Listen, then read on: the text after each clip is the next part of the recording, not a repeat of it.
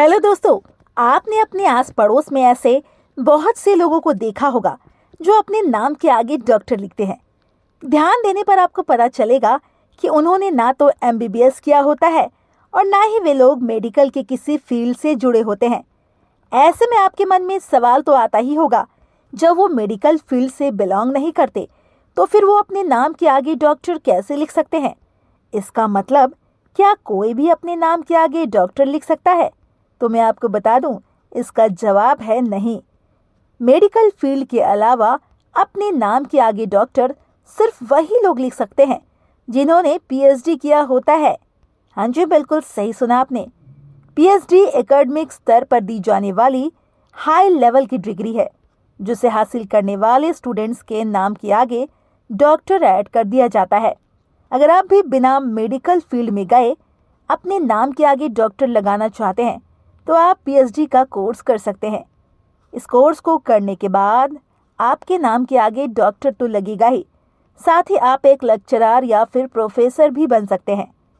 PhD के बारे में इतना सब कुछ जानने के बाद अगर आपके मन में अभी भी पीएचडी को लेकर कई सारी कंफ्यूजन है तो हमारी आज की वीडियो आपके लिए काफ़ी यूज़फुल होने वाली है, क्योंकि आज की इस वीडियो में मैं आपको पीएचडी कैसे करें, पीएचडी के लिए क्या योग्यता होनी चाहिए, पीएचडी की फीस कितनी होती है और सबसे ज़रूरी पीएचडी के बाद करियर और सैलरी के क्या क्या स्कोप हो सकते हैं, ऐसे तमाम सवालों के जवाब अपनी आज की इस वीडियो में मैं आपको देने वाली हूं, जो आपके पीएचडी करने के सफ़र को काफ़ी आसान बना देंगे। दोस्तों, यहाँ सबसे पहले हम जानेंगे पीएचडी का फुल फॉर्म क्या है, क्योंकि जब आपने इस कोर्स को करने का मन बना लिया है तो आपको इसका फुल फॉर्म भी पता होना ही चाहिए। पीएचडी का फुल फॉर्म है डॉक्टर ऑफ फिलॉसफी। भारत में एजुकेशन की फील्ड में पीएचडी सबसे बड़ा कोर्स माना जाता है। पीएचडी का कोर्स केवल एक विषय से किया जाता है। जिस विषय से आप पीएचडी करते हैं उस विषय को पूरा निचोड़ कर आपको ज्ञान दिया जाता है। यह कोर्स 3 से 5 साल का होता है।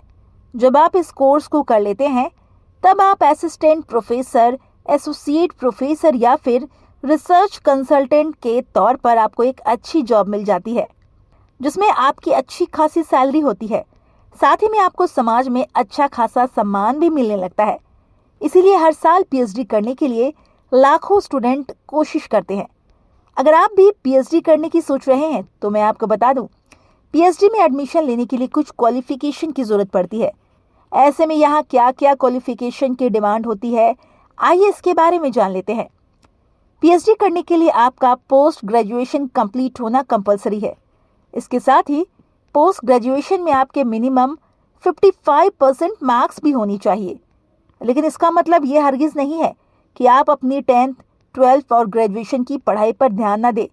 यहाँ भी आपके अच्छे मार्क्स होने ज़रूरी हैं, तभी जाकर आप पीएचडी करने के लिए एलिजिबल माने जाएंगे। ये तो बात हुई क्वालिफिकेशन की। अब जानते हैं कि पीएचडी का कोर्स आप कैसे कर सकते हैं। दोस्तों, पीएचडी का कोर्स करने के लिए यूजीसी नेट द्वारा आयोजित परीक्षा को पास करना होता है। दरअसल आज भारत में पीएचडी करने के लिए किसी भी यूनिवर्सिटी में सीधा एडमिशन नहीं मिलता है। इसीलिए कैंडिडेट को पहले नेट का एग्ज़ाम क्वालिफाई करना पड़ता है, तभी जाकर उनका पीएचडी में एडमिशन होता है। अब यहाँ जिन बच्चों को नेट के एग्ज़ाम के बारे में नहीं पता, मैं उन्हें बता दूं, नेट का full form national eligibility test होता है। जैसा कि नाम से पता चल रहा है, ये एक राष्ट्र स्तर की परीक्षा है जो भारत में विश्वविद्यालयों और कॉलेजों में सहायक प्रोफेसर के पद पर ज्वाइनिंग के लिए आयोजित की जाती है। ये परीक्षा साल में 2 बार कराई जाती है, जिसमें से अधिकतर बार ये परीक्षा जून और दिसंबर के महीने में होती है। इस परीक्षा के थ्रू आप पीएचडी में एडमिशन पा सकते हैं। लेकिन नेट करने के बाद आप जिस भी कॉलेज से पीएचडी का कोर्स करना चाहते हैं उसका एंट्रेंस एग्ज़ाम भी आपको क्वालिफाई करना होगा। कॉलेज द्वारा कंडक्ट कराए जाने वाले एंट्रेंस एग्ज़ाम को पास करने के बाद ही आपको आपकी पसंद का कॉलेज में एडमिशन मिलेगा। दोस्तों, बहुत सी यूनिवर्सिटीज़ में एंट्रेंस एग्ज़ाम पास करने के बाद स्टूडेंट्स से इंटरव्यू भी लिया जाता है। इंटरव्यू क्वालिफाई करने के बाद स्टूडेंट्स को पीएचडी में एडमिशन मिलता है।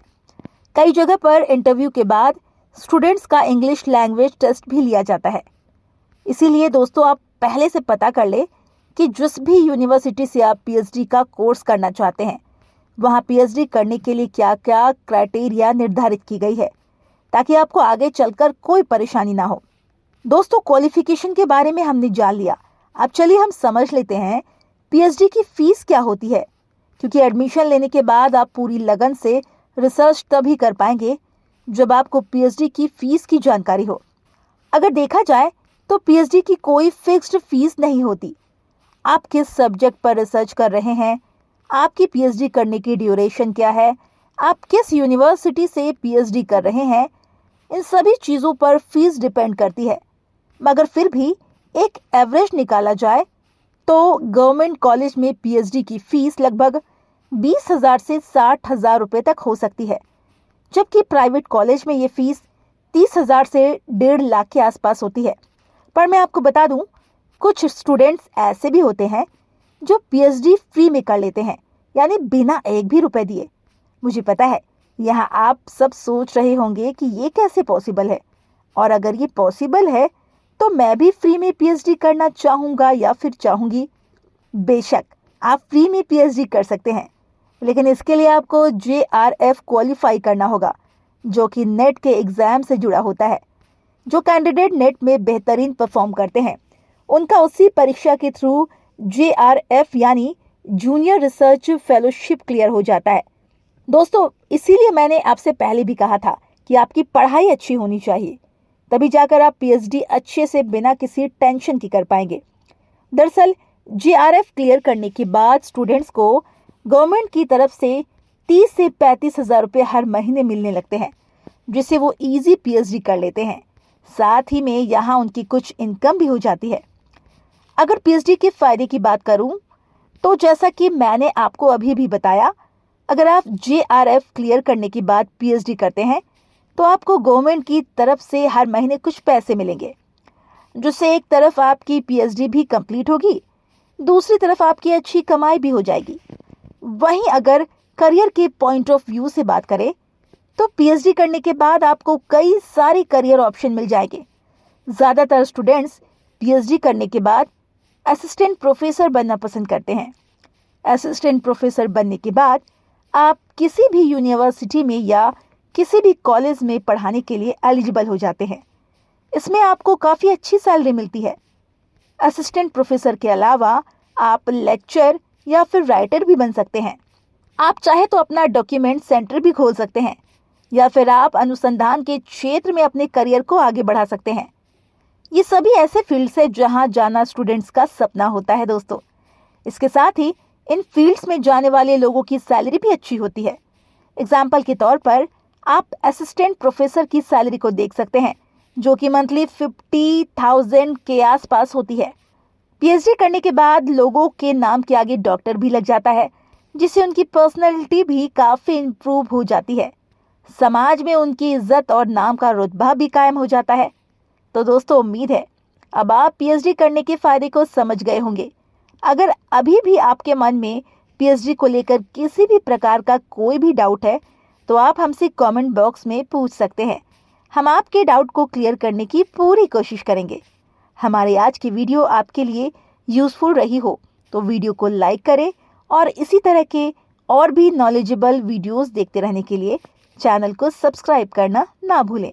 थैंक्स फॉर वॉचिंग दोस्तों।